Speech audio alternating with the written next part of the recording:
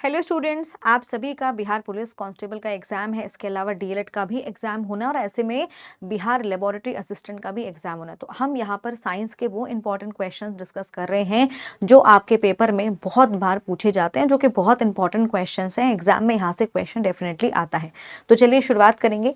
सबसे पहला सवाल आपकी स्क्रीन पर हो जाएगा, निम्नलिखित में से कौन सा रोग विषाणु से होता है, यानी वो कौन सा ऐसा रोग है जो बेसिकली वायरस की वजह से होगा।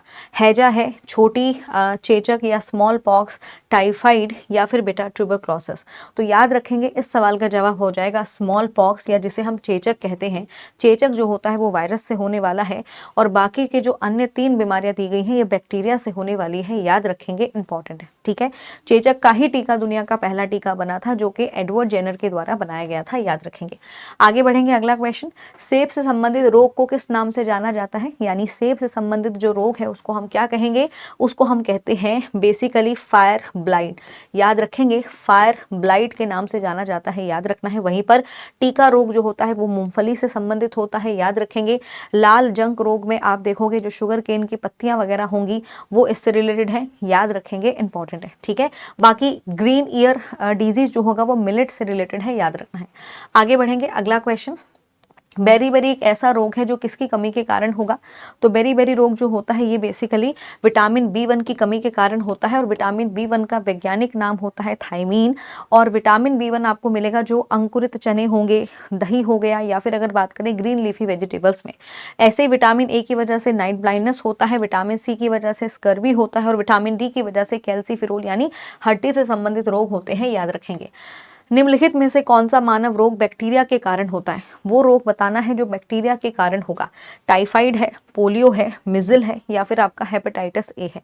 तो याद रखिएगा, टाइफाइड जो होता है, टाइफाइड बुखार या टाइफाइड फीवर इसे कहा जाएगा, ये बैक्टीरिया के कारण होता है। याद रखेंगे, सेमलोना टाइफी नाम का बैक्टीरिया है, उसकी वजह से होगा। और दूषित जल और भोजन को ग्रहण करने की वजह से टाइफाइड होता है। याद रखेंगे, पोलियो, खसरा और हेपेटाइटिस ए ये तीनों के तीनों वायरस से होने वाली बीमारियां हैं। याद रखेंगे, इंपॉर्टेंट है।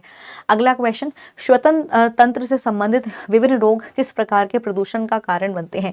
विच type of pollution can cause various disease related to the respiratory system. Respiratory system से यानी श्वसन तंत्र से रिलेटेड जो रोग होंगे उसका मुख्य कारण होगा आपका वायु प्रदूषण, क्योंकि वायु प्रदूषण के कारण ये होंगे। याद रखना है, इंपॉर्टेंट, क्योंकि ये हवा के द्वारा ही फैलते हैं। याद रखना है।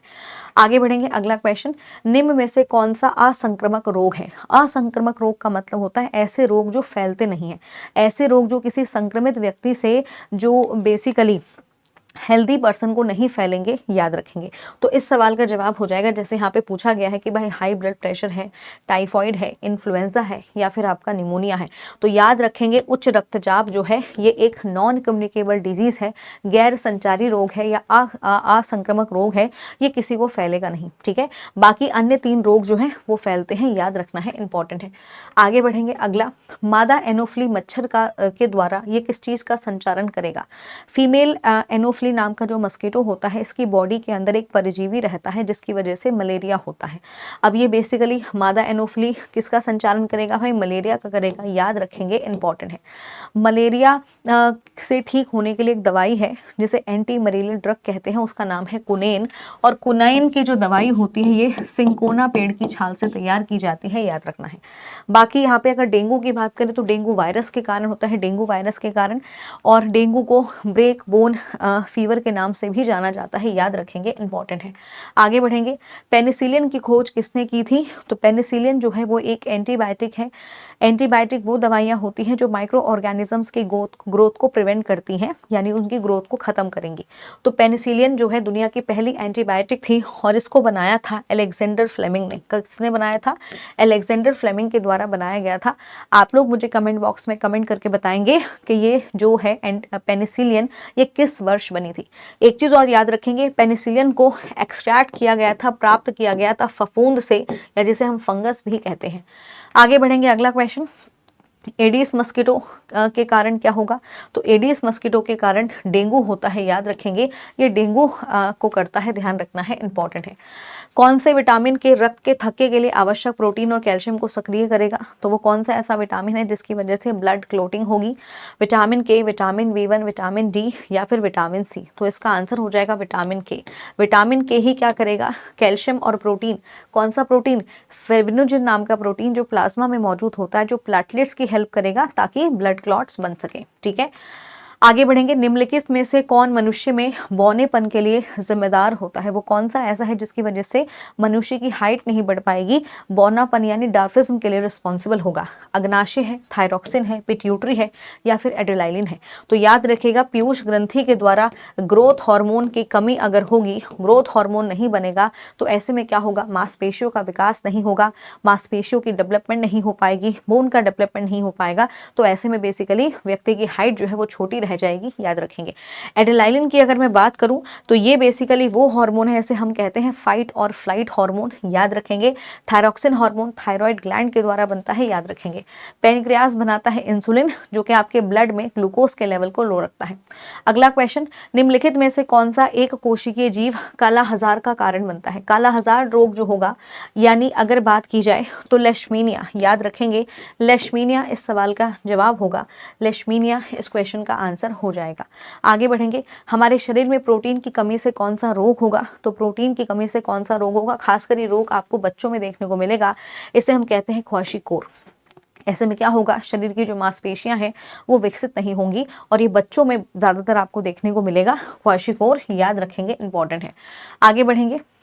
अगला क्वेश्चन, निम्नलिखित में से किसके कारण काला हजारी रोग होता है? काला हजार रोग जो होता है ये किसकी वजह से होगा, यानी क्या होगा इसका रोग जनक? प्रोटोजोआ है, वायरस है, बैक्टीरिया है या फिर कवक है?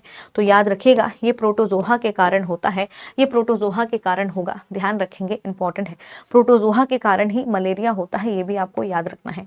आगे बढ़ेंगे। निम्नलिखित में से कौन सा रोग वायरस से नहीं होता? वो कौन सा ऐसा रोग है जो वायरस से नहीं होगा?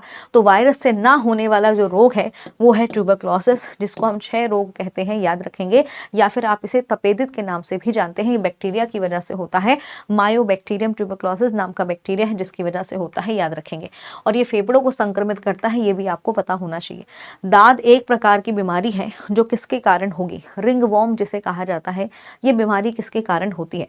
वायरल इन्फेक्शन है, फंगल इन्फेक्शन है, बैक्टीरियल इन्फेक्शन है या फिर प्रियोन है?